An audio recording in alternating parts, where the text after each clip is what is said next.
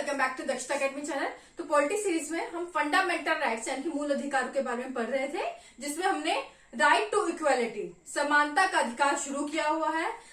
समानता का अधिकार यानी कि राइट टू इक्वालिटी, जिसके अंतर्गत आपके कौन कौन से आर्टिकल आते हैं। आर्टिकल नंबर 14 से लेकर 18 तक आपके आर्टिकल आते हैं, जिसमें हमें बताते हैं कि हमारे जो संविधान में दिए गए जो मूल अधिकार में जो हमारा समानता का अधिकार है, राइट टू इक्वालिटी है, वो क्या है। तो इसमें आर्टिकल नंबर 14 और 15 हम कर चुके हैं और आज बारी है आपके आर्टिकल नंबर 16 की। तो क्या आर्टिकल 16 में दिया गया है ये हमें आज डिटेल में पढ़ना है। तो एक एक चीज ध्यान से सुनिएगा, वीडियो के एंड तक बने जरूर रहिए ताकि कोई भी चीज आपकी मिस ना हो। और वीडियो अगर अच्छी लगती है तो प्लीज लाइक करें। लाइक करते अगर आपको समझ में आती है वीडियो, चैनल पर नए हैं तो सब्सक्राइब कर लें और वीडियो को ज्यादा से ज्यादा शेयर जरूर करें। सबसे पहले तो आर्टिकल नंबर 16 किसके लिए है। आर्टिकल नंबर 14 हमने पढ़ा था, सभी के लिए है, किसी भी व्यक्ति के लिए है, फिर वो चाहे भारतीय नागरिक है या नहीं है। आर्टिकल 15 के बारे में हमने देखा कि वो सिर्फ इंडियन सिटीजन के लिए है, भारतीय नागरिकों के लिए है। अब आर्टिकल 16 की बात करें तो ये किसके लिए है, तो ये भी क्या है आपका, सिर्फ और सिर्फ भारतीय नागरिकों के लिए है, इंडियन सिटीजन्स के लिए है। किसके लिए है, इंडियन सिटीजन के लिए। ओके, तो ये चीज आपको याद रखनी है। अब आर्टिकल 16 में क्या कहा गया है, आर्टिकल 16 में जो है आपके एम्प्लॉयमेंट, अपॉइंटमेंट्स, प्रमोशंस की बात की गई है कि इन चीजों में भारतीय नागरिकों के साथ जो है कोई भेदभाव नहीं किया जाएगा। इन शॉर्ट मैंने आपको बता दिया कि आर्टिकल 16 में जो है रोजगार की बात की गई है, आपके नौकरियों की, सरकारी नौकरियों की, उनमें जो आपकी अपॉइंटमेंट होता है, प्रमोशंस होती हैं, उसमें कि आपके साथ कोई भेदभाव नहीं किया जाएगा भारतीय नागरिकों के साथ। ये इन शॉर्ट आपके आर्टिकल 16 में बात की गई है। लेकिन इसमें आपके 5 क्लॉसेज जो है जोड़ दिए गए हैं, 5 उपखंड जोड़ दिए गए हैं। और वो कौन कौन से हैं, वो है आपके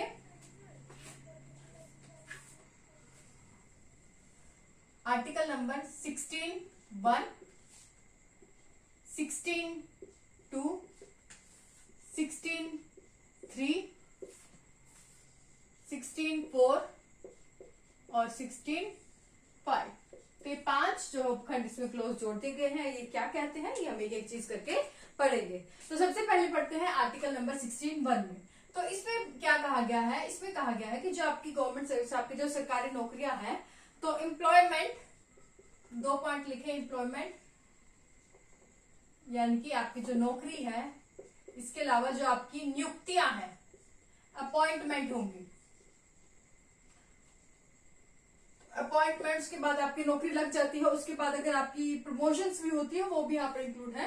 तो आपकी जो सरकारी नौकरियां हैं, एम्प्लॉयमेंट है, उनमें जो अपॉइंटमेंट होगा, प्रमोशंस होगी, उस चीज में आर्टिकल 16(1) के तहत भारतीय नागरिकों के साथ जो है कोई भेदभाव किसी भी प्रकार का नहीं किया जाएगा। तो ये हमें अधिकार कौन सा देता है, आर्टिकल 16(1) ये अधिकार देता है। उसके बाद है आर्टिकल 16(2). आर्टिकल 16(2) में बात की गई है 7 चीजों की। तो क्या है वो, यहां पर क्वेश्चन है आपके लिए। कल मैंने आर्टिकल 15 में 5 चीजें बताई थी कि 5 आधार पर आर्टिकल 15 में भेदभाव नहीं हो सकता। वो कौन कौन से हैं, जैसे कि स्टार्टिंग में मैंने आपको बताया था, रिलीजन, रेस, धर्म के आधार पर, आपकी मूल वंश के आधार, आपकी जो है मूल वंश के आधार पर, उनके कास्ट के आधार पर, और सेक्स के आधार पर। 4 चीजें मैंने बता दी हैं। 5वीं चीजें आपको बतानी है कि किस और आधार पर आपके साथ भेदभाव नहीं हो सकता था आर्टिकल नंबर 15 में। तो ये आपको वहां पर बताना है, क्वेश्चन है आपके लिए। तो वो 5 चीजें यहां पर भी आएंगी, लेकिन इसमें 2 एडिशनल चीजें आएंगी। तो आर्टिकल 16 में क्या है मैंने बताई, क्या है, रिलीजन, क्या है, रिलीजन यानी कि जो आपका धर्म है वो, रिलीजन, रेस आपका मूल वंश, कास्ट जाति, सेक्स आपके जो है क्या लिंग है। उसके बाद 5वीं चीज क्या थी, ये आपके लिए क्वेश्चन मार्क मैं यहाँ पर छोड़ रही हूँ, आपको नीचे कमेंट करके वीडियो के बाद में जब पूरी वीडियो हो जाती है, देखने के बाद मुझे आप कमेंट करके बताएंगे कि 5वां चीज क्या था, जिसके आधार पर मैंने आपका आर्टिकल नंबर 15 में कहा था कि आपके साथ भेदभाव जो है समाज, जो देश के किसी भी पार्ट में नहीं हो सकता। तो 5 चीजें सेम वही है आर्टिकल 15 वाली। और छठी थी आपकी जो अभी आर्टिकल 16 में जो 6th चीज जो आपकी ऐड होगी, वो है आपका क्या, डिसेंट। डिसेंट जिसे हम हिंदी में क्या कहते हैं, वंश क्रम। आपका क्या वर्षक्रम है, और सातवीं चीज है वही प्लेस ऑफ रेसिडेंस, आपका जो क्या है निवास स्थान।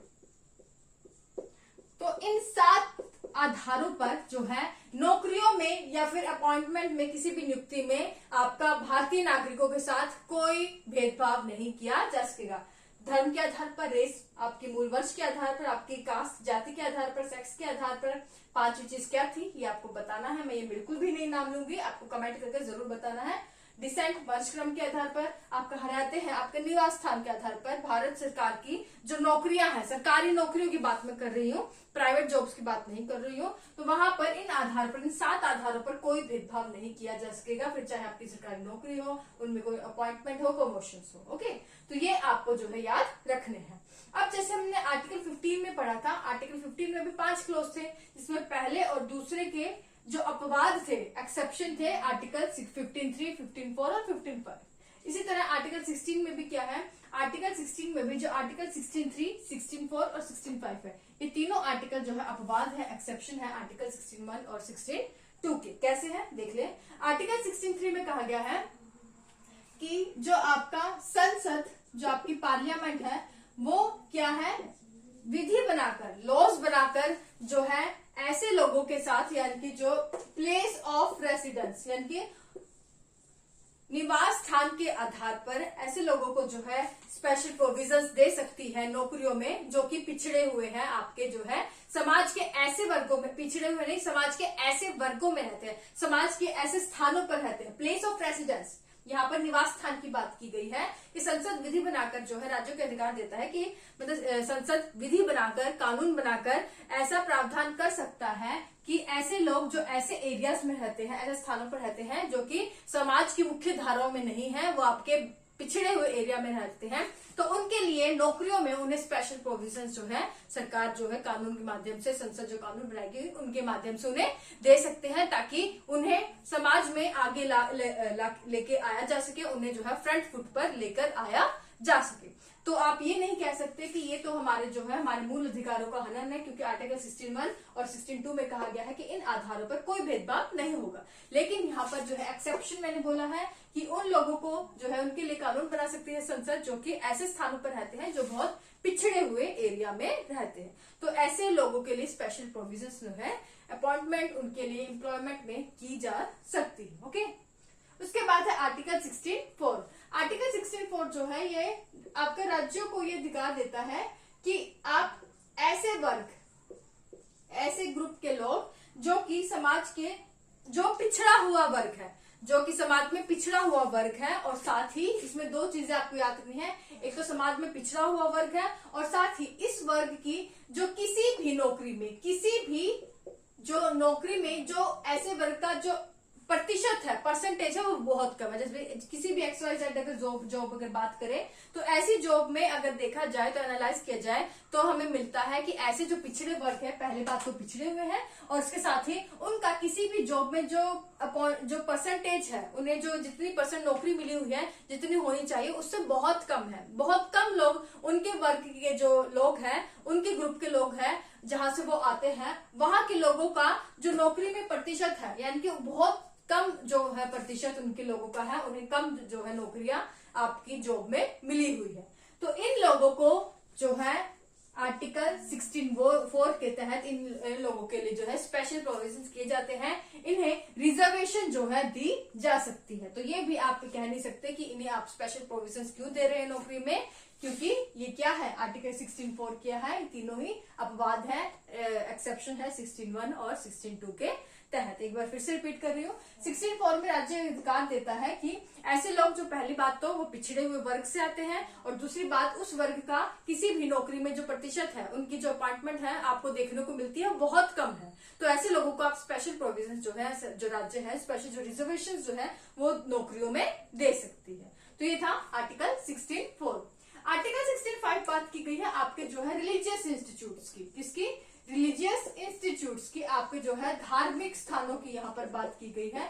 धार्मिक स्थान कोई भी हो, आपका मंदिर हो, आपका मंदिर हो, मस्जिद हो, गुरुद्वारा हो, चर्च हो, मतलब कोई भी धार्मिक संस्थान हो, तो वहां पर आप जो है आर्टिकल 16(1) और 16(2) के लॉज जो है यहाँ पर नहीं लगा सकते कि आपको किसी आपकी जो है कास्ट के आधार पर या किसी भी आधार पर जो है आपके साथ भेदभाव नहीं किया जा सकता। वहां पर मान लीजिए अगर मंदिर की बात करें तो मंदिर को अधिकार है कि वो अपने जो मंदिर में पुजारी जिसको बनाना चाहते हैं, मंदिर में किसी को भी अगर एम्प्लॉयमेंट देना चाहते हैं तो उन पर दबाव नहीं बनाया जाएगा कि आप जो है सभी को इक्वल अपॉर्चुनिटी दे। वो मंदिर के ऊपर डिपेंड करेगा कि अगर वो अपने धर्म के लोगों को एम्प्लॉयमेंट देना चाहते हैं तो ये उनकी मर्जी है। यही आपके कानून जो है आपके मस्जिद पर लागू होंगे, यही गुरुद्वारा और बाकी धार्मिक इंस्टीट्यूटों पर। तो ये अगर आप तीनों देखें, आर्टिकल 16(3), 16(4) और 16(5), ये तीनों आर्टिकल जानने के बाद अब आपको खुद समझ में आ गया होगा ये तीनों आर्टिकल जो है क्या है, आपका एक्सेप्शन है, अपवाद है। आर्टिकल 16(1) और 16(2) के एक्सेप्शन है, अपवाद है। ओके, तो ये था पूरा आर्टिकल 16 जिसमें आपके भारतीय नागरिकों को रोजगार के एम्प्लॉयमेंट, उनके अपॉइंटमेंट, प्रमोशंस की जो है बात की गई है कि उनको जो है इनके आधार पर उनको जो है भारत में उनके साथ किसी भी आधार पर भेदभाव नहीं किया जा सकेगा। और दूसरा, इन 7 आधारों पर बिल्कुल भेदभाव नहीं किया जा सकेगा, इसमें रिलीजन, रेस, कास्ट, सेक्स, और जो 5th वन जो आपको कमेंट करके बताना है वो क्या था। ये पहले 5 जो है ये आपके आर्टिकल 15 में ही थे, इसलिए मैं आपको ये 5वां नहीं बता रही हूँ। अगर आपने कल मेरी वीडियो देखी है, आर्टिकल 15 अगर अच्छे से समझा है, नहीं देखा तो अभी देख लेना, तो आपको पक्का पता होगा कि 5th पॉइंट क्या था। तो वीडियो के बाद मुझे कमेंट करके बताना है। उसके बाद डिसेंट और निवास स्थान के आधार पर भारत देश में इनके साथ भेदभाव नहीं किया जा सकेगा नौकरियों में। 16(3), 16(4) और 16(5) जो है इनका अपवाद है, एक्सेप्शंस है। तो पूरी उम्मीद करती हूँ मैं आर्टिकल्स को जो है एक एक करके आपको बहुत स्लो अच्छे से समझाने की कोशिश कर रही हूँ, ताकि आपको अच्छे से वीडियो समझ में आए, आपके दिमाग में बैठ जाए। तो वीडियो अगर अच्छी लगे तो लाइक करें, शेयर करें, चैनल पर नए हैं तो सब्सक्राइब कर ले। Thank you so much.